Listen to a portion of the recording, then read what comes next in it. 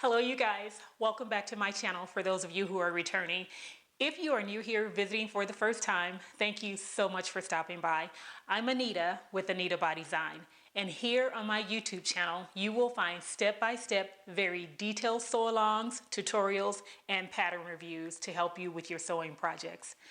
Today I'm sharing a pattern review with you as well as a life update. It's been quite a while since I've posted a video here to my YouTube channel, and that's because I've had a lot going on, and I'm going to share that with you guys in my life update after the pattern review. Today I am doing a pattern review on McCall's 6884, and this pattern is out of print. That means you are not able to purchase it on the website any longer, but you may be able to purchase it at your local fabric store if they are still in the drawers. I believe there are some copies left on sewingpatternreview.com, so you can check those resources out. And the reason that I am doing a review on a pattern that is out of print is because I have lots of patterns that I've purchased from long ago, and several of them are out of print. Most of them are probably out of print, but I still plan to sew a lot of those patterns, and I imagine the same for you, that you have patterns in your collections that are out of print and you will one day be sewing those patterns. So I wanted to go ahead and provide this pattern review, and there will be more to come of patterns that are out of print, so that in the case that you're looking for guidance when you get ready to sew your patterns, then you can come to Anita by Design to check out the pattern reviews. So this is what we will be reviewing today, and without further ado, let's get into the pattern review. I used my Baby Lock Vibrant serger to sew the entire dress with the exception of the hems and the neckline. For those, I used my Baby Lock Soprano sewing machine. When picking your fabric, you can use the back of the envelope, the pick-a-knit rectangle on the top, and you would just use a crosswise fold of fabric, measured the length of the black rectangle, and then stretch it over to the end of the white rectangle. And if it reaches easily, that means your fabric has enough stretch for this particular design. I used a cable knit or a textured knit for my dress. I sewed this dress back in February, so this is a nice warm fabric and it was appropriate for that time of year. The options for fabric, the suggestions are jersey, cotton knits, and novelty knits. This one had a really nice amount of drape and it really looked good with this design. And here is the dress on. I love the fit. I didn't have to make any adjustments. I sewed view B and it was a very easy sew. You see there I'm showing you the wrong side of the fabric when you open up the wrap. Looks really good. So there are only 4 pattern pieces for this pattern for view B. I cut a size 14, and the only adjustment I made was adding 6 inches to the length of the hem because I wanted it to fall below the knee, and I'm 5 feet 6 inches. The dress has 3/4 sleeves, which is really nice for this style of dress. And the only thing I didn't like was the V-neck was too low for my taste. So I tacked it closed right there in the center. You can see it. And what I plan to do is sew a seam right down along that wrap, the crossover, just to keep it in place better because it's pulling right there in the center. I actually wore this to church on my sofa on Easter Sunday, and without the hat and gloves, of course, but I, of course, had to dress it up a little bit. You guys know I love my hats, and I had this hat that it just fits perfectly with this dress, so I wanted to throw that on and show you what it would look like if I wear it to a tea party. I wouldn't wear it to church because I don't like wearing things with cleavage to church, but tea party, yeah, I would rock it at a tea party. Well, I hope you enjoyed the pattern review. And now let me give you an update on what's been going on with me. At the time of this recording, we are in the midst of the COVID-19 pandemic, where the entire world has been shut down and placed in isolation due to the coronavirus. At this time, there are counties, several areas that are starting to open up again slowly, but that's the situation that we're living in right now. And that's for those of you who will be watching this far into the future.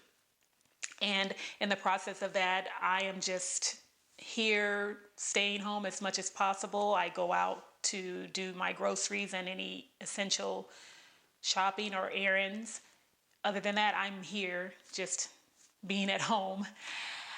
The other thing that has been going on with me is at the beginning of March, I hired contractors to change the flooring in my upstairs, which includes my sewing studio.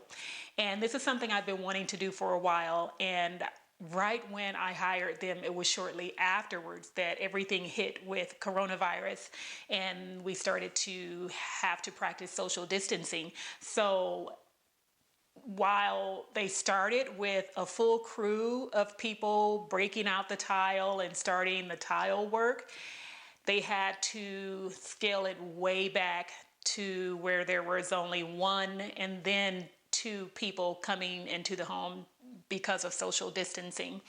And so that, therefore, it took a lot longer for the job to be completed than we had planned in the beginning, which was fine with me. But it is finally done, and I'm happy about that. My flooring in my studio is absolutely beautiful. I love it.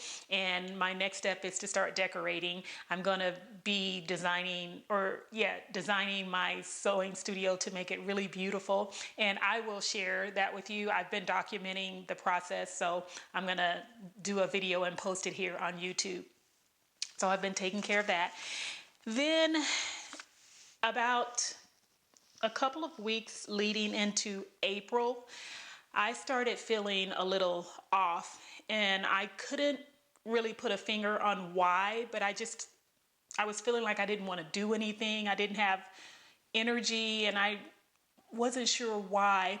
And I was reading in a devotional one day, and I read a statement that made me click. The light bulb went on, and I realized that April was coming. And April is the month that my husband died 2 years ago. So when I got that revelation, it was like I sighed and breathed relief, because I understood what was going on with me and why I was feeling that way. And I realized that at this time of year, my grief is going to be heavier than it is at any other time of the year. And I decided that during the month of April, I need to just focus on me, to just take care of myself and to just be, and not try to force myself to do anything, because that's what was happening as I was feeling off. I was trying to make myself do things, and I just did not have the energy. So after that revelation, I said, okay, I'm just going to relax and take care of me. Whatever that entails, I'm just going to let it take its course, or let this wave of grief take its course, and just do whatever it is that my heart wants to do during this time. So that's what I did during the month of April. While they were working on the floor, I was just relaxing and taking care of myself. In the process, I started, right after they finished the tile work, I started a decluttering project of my home. Something else I had been wanting to do for a very long time that I had put off for the longest because I just didn't feel like doing it. So I did start my decluttering project of my entire home, and oh my gosh, it has been a huge project, a lot of work. But I feel great. I'm not completely done, but I'm almost there to being fully decluttered in my home as far as I can see right now with the things that I've decided to keep. I feel like weights have been lifted from my shoulder. For me, it feels like when I have physical clutter, I also have clutter in my brain, clutter on my mind.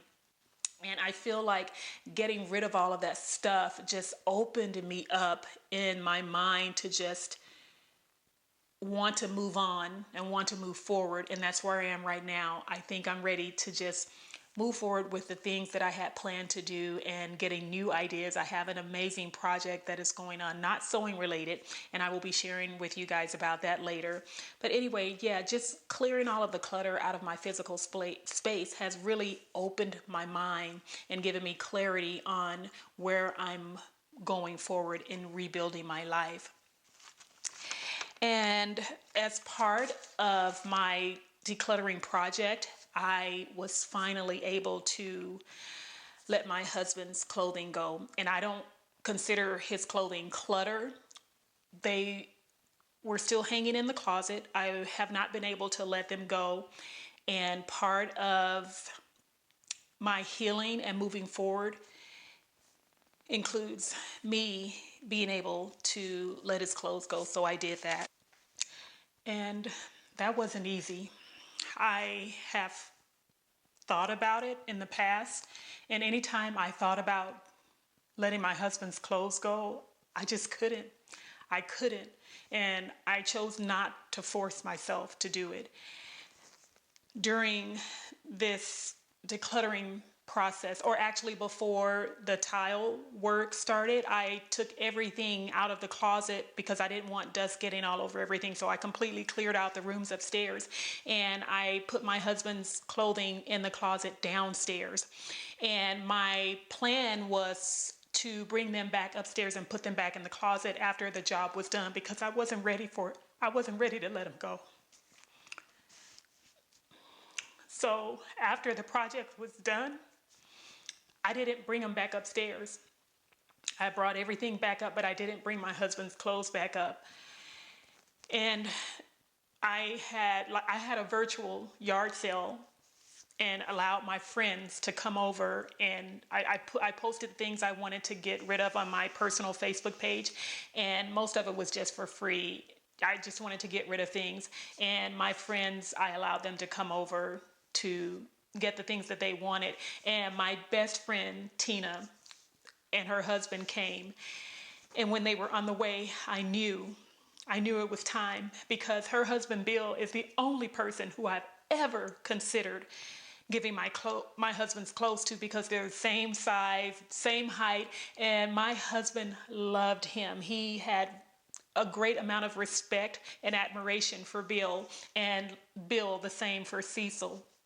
So when they were on the way, I knew it was time, and I sent my girlfriend a text and told her that I wanted Bill to take a look at Cecil's clothes to see if he wanted them. And when they came, he looked at the clothes and he was so happy. And as he was trying on the clothes, my heart, it was difficult, it was emotional to see him put on a couple of my husband's things. And when he tried on one of my husband's favorite green shirts, my son told me after they left that he had to turn away when Bill put on that shirt, because he was going to cry if he didn't turn away. So Bill took the clothes, and he loves the clothes. My friend sent me a text message of him the next day wearing one of Cecil's outfits, and just made my heart so happy to know that his clothes went to someone who admired him, and someone who is happy to have them, who's going to take good care of them, and someone who is part of our life. And that's what I've been up to. Now you can probably understand why I've been absent for so long. Just taking care of me and doing the things that I have needed to do to move forward in rebuilding my life. And during this time of uncertainty in the world, I just want to say to you, whatever you're facing right now, make sure you're taking care of yourself. There are all of these memes and posts going around about saying things like, if you are not up-leveling your business or up-leveling your life during this time, when you have all this time, then you didn't have a time issue, you had a discipline issue or something like that. What they're saying is that if you're not doing things to build your business, increase your income, and improve your personal life, then what you said in the past about not having time to do those things was not true. It's just that you lacked discipline. I say my response to that is that you need to use discernment. What may work for one person during this time to up level and increase and do all of these things and crush it and go hard, that may be fine for one person, but it may not work for the next person. We are all dealing with different circumstances. We're all living in different circumstances. Some of you are moms of young children and you're homeschooling. Some of you are taking care of family members, parents. Some of you have all kinds of different things going on where you can't just go hard like they're saying you need to be doing right now. So use discernment in that. Don't feel pressured or bullied into doing things and leveling up during this time if it's not for you. If you don't have the capacity or the ability to do that right now. Make sure you are taking care of yourself, and we will all get through this together, and we will be fine when we come out of it. Thank you so much for coming here today. Thank you for watching this entire video if you've made it this far. And just thank you for those of you who have reached out to check on me. I really appreciate it that you guys even notice when I'm gone, and that you would, take any of your time to reach out to me. Thank you. I really appreciate that. I hope you have enjoyed this video. And if you have and you'd like to see more pattern reviews, sew-alongs, or tutorials, and you're not subscribed to my channel, I invite you to hit that subscribe button right now. And when you do, hit the little bell to the right of the subscribe button. That way you will receive notifications whenever I post new content here to my YouTube channel, which I'm feeling like I'm ready to get back into it now. I have a list of some things lined up that I want to bring to you. And if you would like to check out my blog, you can find me at anitabydesign.com. There's a link here, or there's a link I'm posting in the description box below. And I hope to see you guys at when I post the next video. But until then, remember, when you live in your design, it is from there that God shines. That means when you live according to the way that you have been created, it is from that place that God will use you to bless other people. I'll see you next time. Bye-bye.